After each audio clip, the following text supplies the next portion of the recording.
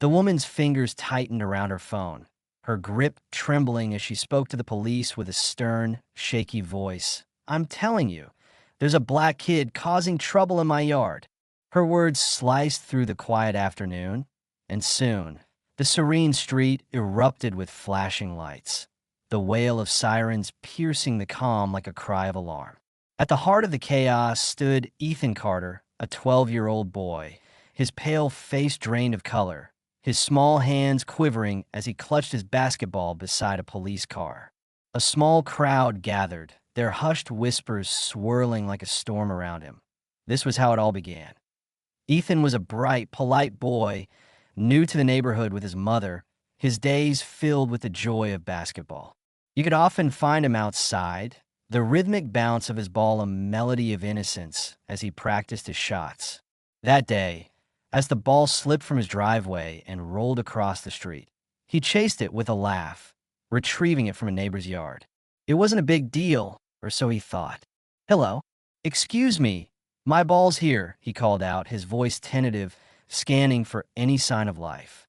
When no one answered, he hesitated, his heart thudding with the fear of causing trouble. Glancing around to ensure no one watched, he stepped into the yard to grab it, unaware of the eyes fixed upon him.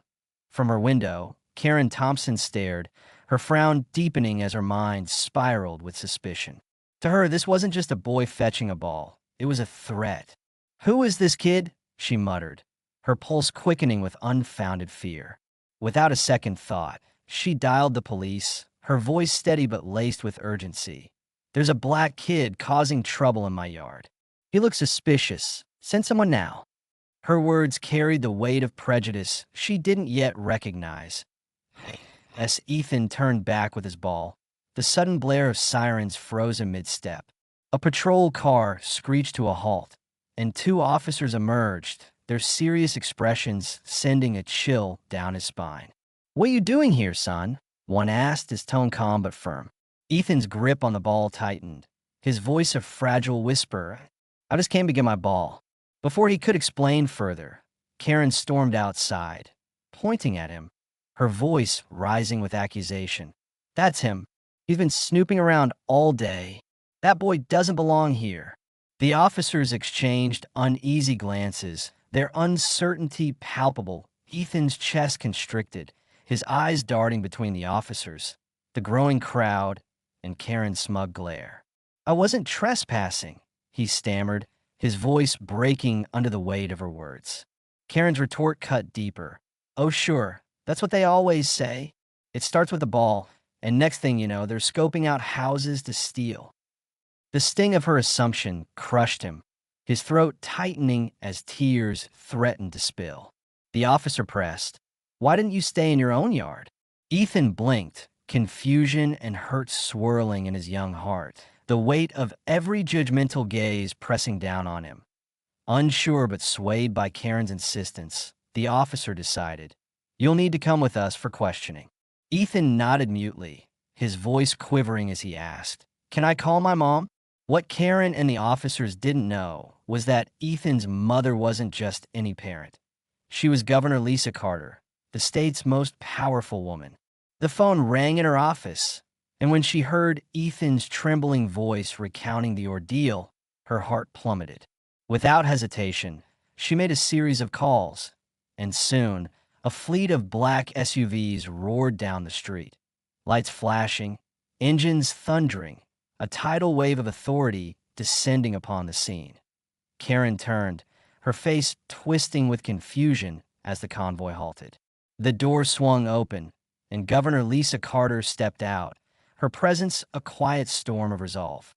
The crowd fell silent, recognizing her instantly, but Karen's shock was visceral.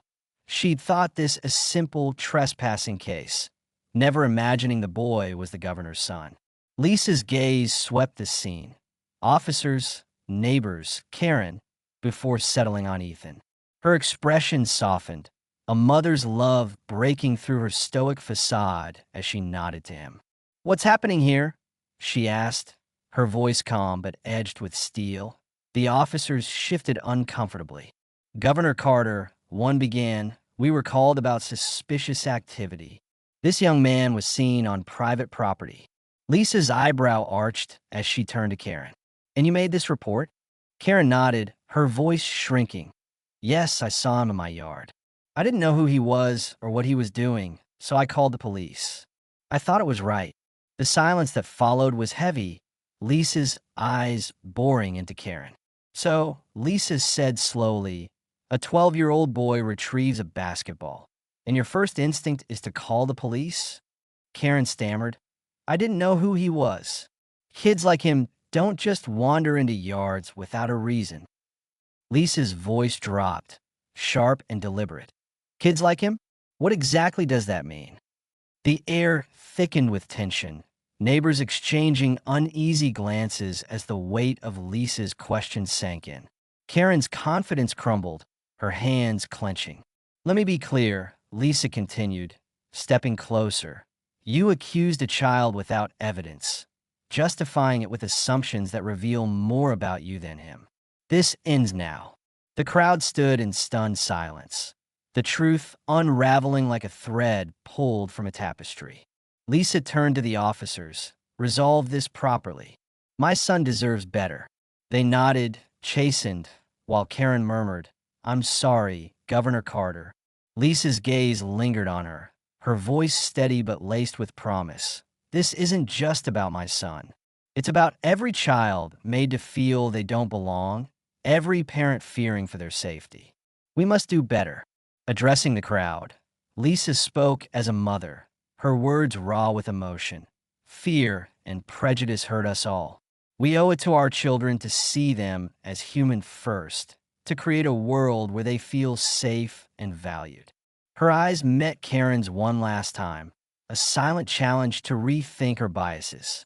This wasn't the end. It was the beginning of change. The impact rippled outward. Karen, once a pillar of the community, found herself isolated, her shame a constant companion.